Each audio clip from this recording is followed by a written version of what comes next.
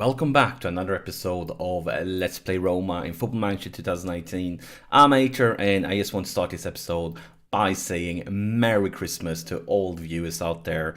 It's December the 25th, and I'm not guaranteeing this because I'm going to be gone for the holidays. I'm not sure if I will be able to set it up, but I may make a small Christmas giveaway here on YouTube. And if I do, I will post a video for it, but don't count on it because I'm not sure if I'm going to be home enough to actually be able to set it up, but keep your eyes out for, because if this happens, I'm going to post a video about it. I want to do it, but I'm not sure if I'm going to have time, basically, because the holidays, you're going to be visiting family and so on in most cases. But yeah, let's focus on the series. And today is actually Serie A time. Since last episode we played one game, we managed to beat Spal, but it was another tight win. I mean, look at so many times wins we have had lately. I mean, look at this, one goal. We dominated things, yes, but yeah, we had to fight for it. The reason for me picking the league now, it's actually been a long time since we last had an episode with a league game.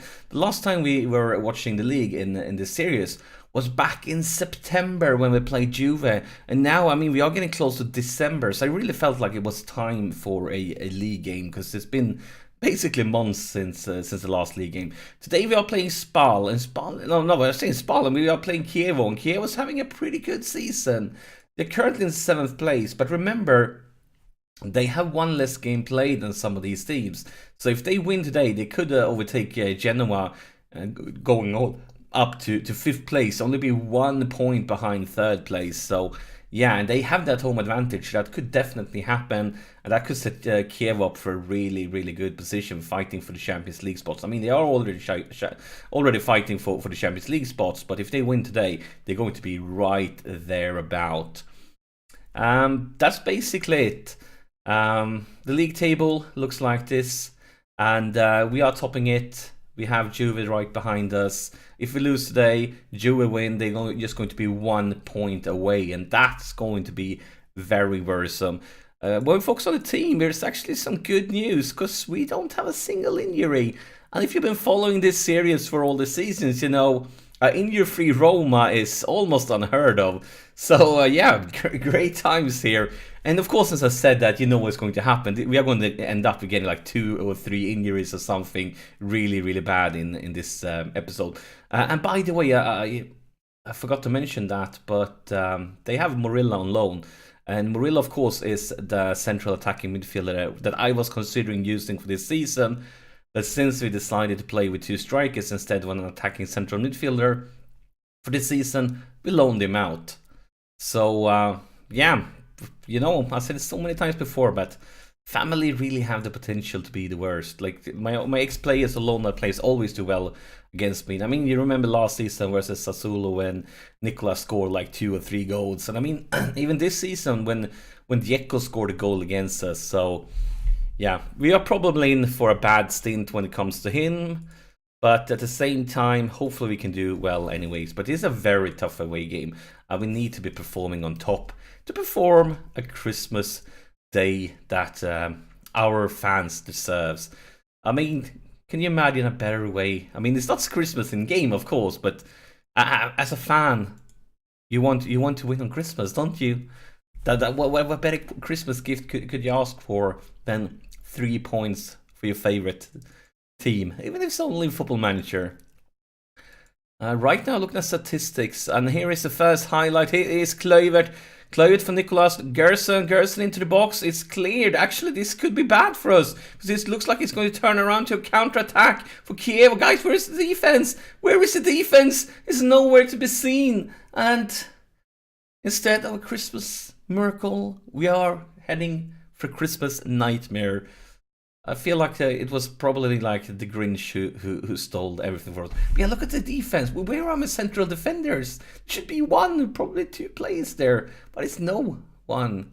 And of course, Morilla, our player out on loan, was the one that got the assist. But maybe we can bounce back quickly. Pellegrini with a free kick for Garrison for Kluivert, and yeah, we are back in business. And it's only Kluivert's 2nd goal of the season, but I take it. Back in business. Look at the replay here. Pellegrini with a free kick. You find Gerson. Gerson finds Kluivert. And Kluivert finds the net.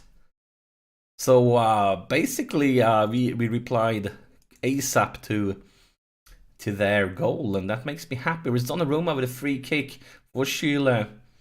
Sheila stands there thinking, what will he do? A very optimistic pass, but we managed to win it back. Here's Gerson for Pellegrini. Pellegrini for Santon for Gerson. There are a lot of plays into the box, and here is Nicolas.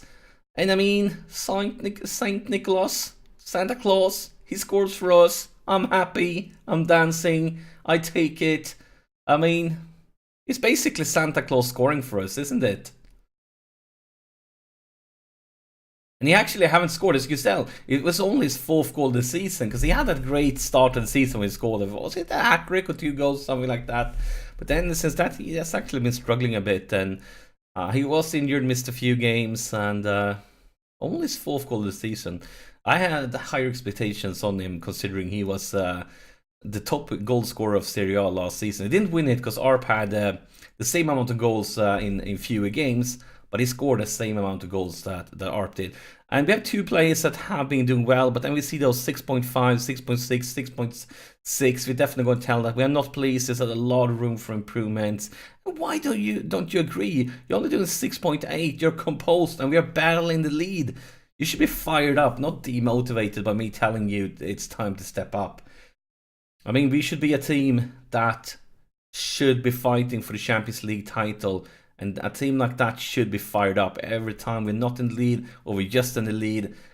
We should be able to, like, yeah, we need to step it up. We need to push forward. We need to do better. And here's Gerson. Maybe he can do it. Here's Upamecano all by himself. Pellegrini. Oh, that was an optimistic pass.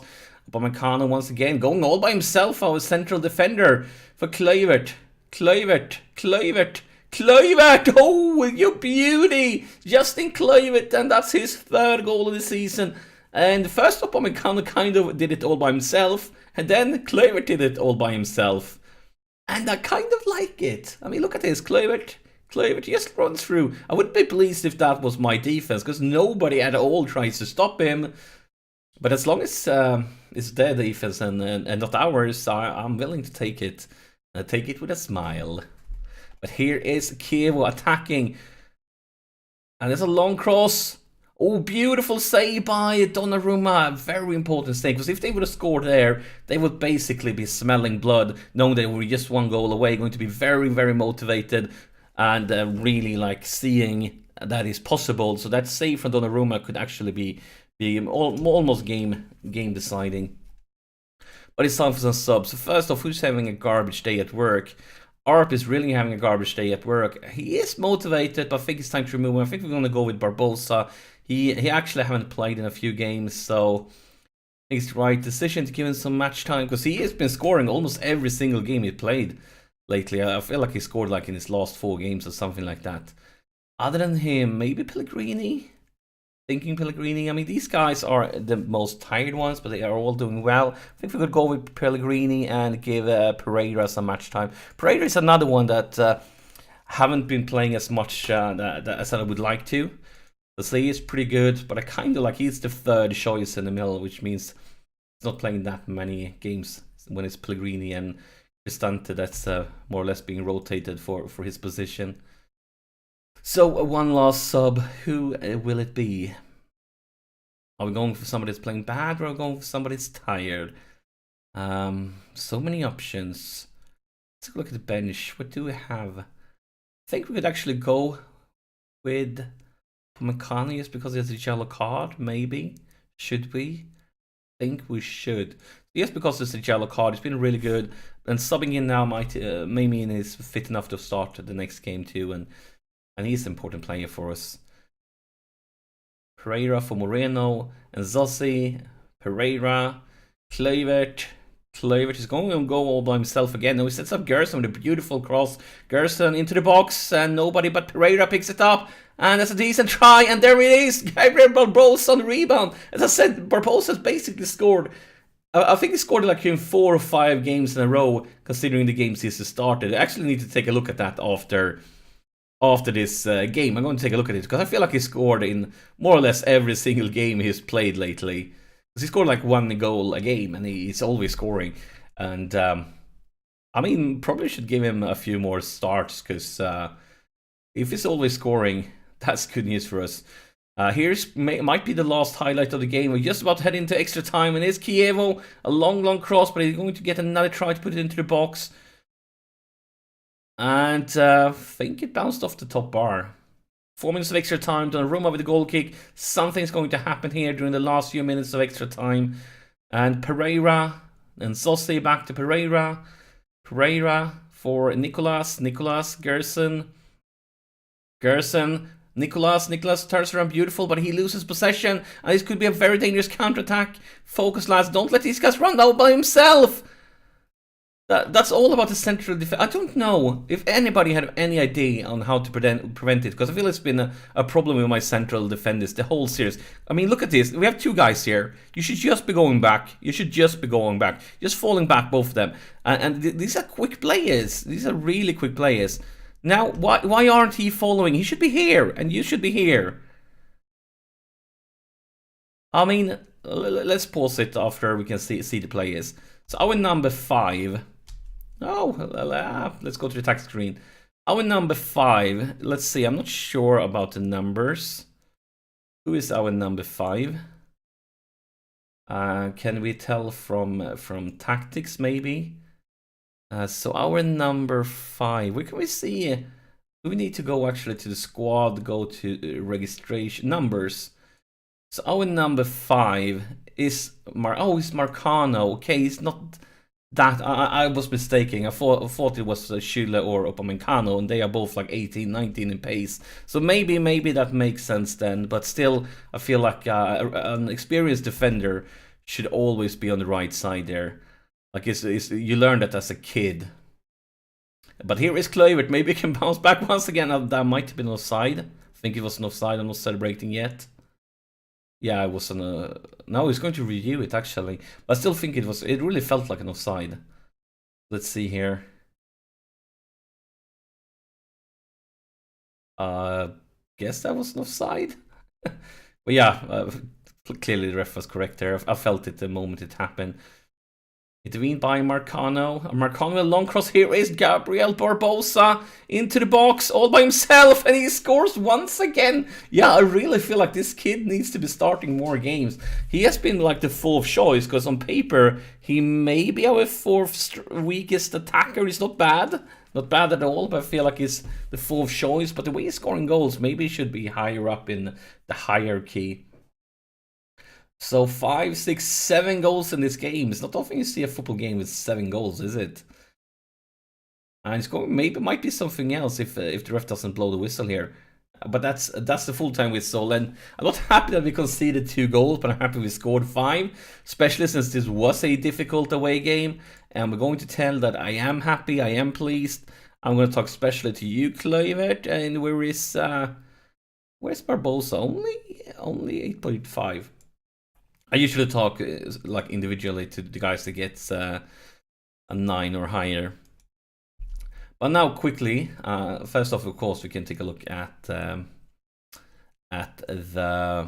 league table, and it looks like this now. Of course, Juve have 1 less game played, so they can play right behind us once again. But what I want to take a look at was the schedule, and then we change it to goal scorers. So basically, I think Barbosa,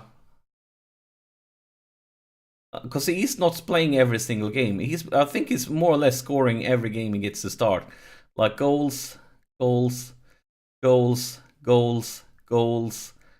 if you move back like this to that's the latest one, I would say. Let's see. Barbosa. Yeah, he came in as a sub in the last 10 minutes. And then, okay, we played that one. My bad. But he didn't play that one. He came on as a sub in the last minutes. But yeah, like 1, 2, 3 games in a row. And he didn't start a single one of these. Then he scored there. Came in the last 10 minutes. And then he scored here. So yeah, we've been scoring a lot of goals. But yeah, that means we're still on track in the league. I'm still pleased. I'm still happy. And yeah, that's it for this episode. As always, thank you so much for sharing your time with me. And once again, a Merry Christmas. See you in the next episode.